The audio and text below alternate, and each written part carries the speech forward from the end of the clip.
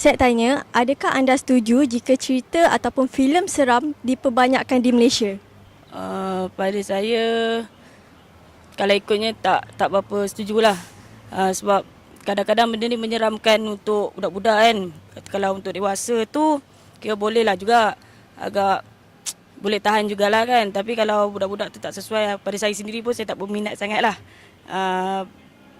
bagai filem-filem ni kan. Tapi teringin nak tengok, cuma takut lah. Itulah pada pendapat saya lah.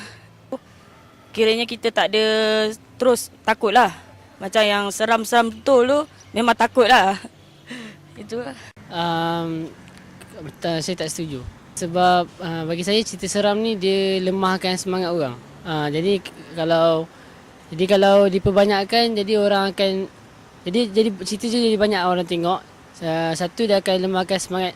Bila satu budak kecil bila dia tengok dia akan lemah semangat, dia akan bawa sampai besar. Macam tu lah. Jadi bila dia tak berani kan, dia akan kurangkan semangat semua orang.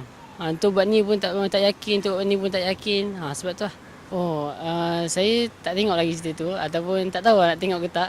Kalau saya dah tengok mungkin saya boleh bagi pandangan kot. Tapi bagi saya kalau ada unsur Islam pun sebenarnya cerita hantu ni tak perlu disebarkan lah sebenarnya. Tak perlu diperbanyakkan kot. Sebab itulah yang saya cakap tadi, dia akan lemahkan semangat orang. Tak setuju lah.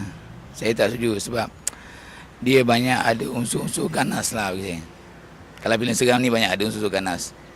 Kan pelakon daripada watak tu. Itu pun orang tak berapa bagus lah untuk perkembangan rakyat Malaysia. Jadi kalau kita tengok filem seram ni biasanya hantu ni boleh terbang kan. Maka kita tengok cerita apa ni yang terbaru ni. Munafik ke yang saya suka tengok cerita yang dekat Batu Tiga yang seram tu lah. Tapi dia unsur tu kan macam hantu tu boleh terbang, nanti budak-budak ni akan ikut lah. Itu tabiat saya rasa yang tak bagus lah. Itu yang saya masukkan lah. Dia budak-budak ni dia cenderung untuk melihat sesuatu benda yang orang kata baru, dia nak tiru. Itu yang tak bagusnya. Walaupun kadang-kadang dia tak boleh berfikir lagi kan. Saya tak bersetuju lah kalau banyakkan filem seram. Lebih banyakkan filem-filem yang berunsur moral lagi bagus lah.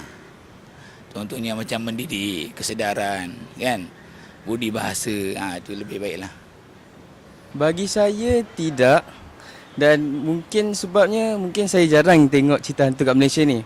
Bagi saya lah, cerita Malaysia ni yang cerita hantu banyak diorang buat tak sama dengan cerita-cerita yang ada kat luar sana. Macam daripada luar negara. Saya juga mungkinlah saya pernah tengok ada cerita hantu yang best macam Thailand, tapi tak selalu. Itu tak boleh sama dengan Malaysia. Mungkin Malaysia boleh buat lebih bagus akan datang. Sebab mungkin dari segi cara grafik tu ke apa ke lah. Itulah yang saya tahu. Sekarang ada yang hantu jenis makeup dia kan. Thailand bagi saya mungkin seram. Seram jugalah saya tengok. Setengah hantu dia berbezalah dengan Malaysia tu. Macam tadi ada cakap Pontianak kan. Macam Thailand kadang dari mana, dari atas-atas dinding apa benda semua. Malaysia macam tu je, pocong-pocong apa. Thailand kan tak ada. Yang tu je. Bagi saya di Malaysia saya tak bersetuju untuk filem seram diperbanyakkan. Disebabkan apa? Kerana kadang-kadang filem seram ini boleh menyebabkan keruntuhan moral. Kanak-kanak yang di bawah umur 18 tahun maupun bawah 12 tahun jika menonton filem seram ini akan terbawa-bawa dengan apa yang telah ditunjukkan dalam perfilman itu sendiri. Bagi saya filem seram tidak perlu untuk diperbanyakkan, cukup dengan apa yang ada. Dan kalau boleh mungkin lembaga filem sendiri menetapkan kuota berapa banyak filem seram yang boleh ditayangkan di pawagam dan dikeluarkan oleh para penerbit dan juga pengarah di Malaysia.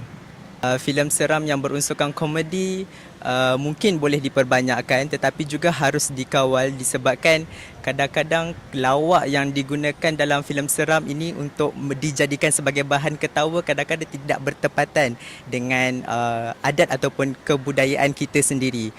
Jadi boleh untuk dikomersialkan sebagai filem seram yang berbentuk komedi, tetapi untuk diperbanyakkan dan terus menjadi trend oleh para pengarah dan juga para penerbit, saya rasa tidak perlu kot.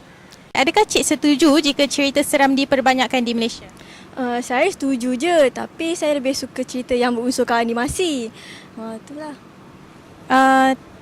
Tapi Cik berminat tak kalau kita keluarkan cerita seram kat Malaysia dan Cik tengok?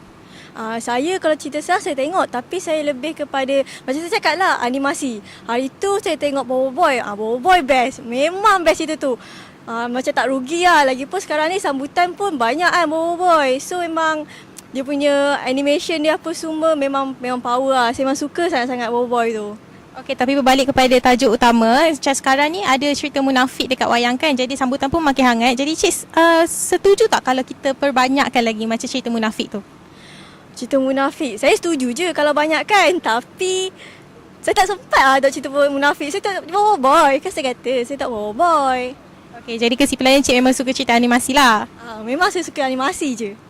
Okey, jadi Cik terima kasih banyak-banyak. Filem seram telah pun mencorakkan kebangkitannya di Malaysia. Namun, wajarkah filem seram menjadi fokus utama kebangkitan industri perfilman kita? Saya, Diana Tasha Aizul, melaporkan untuk MCT.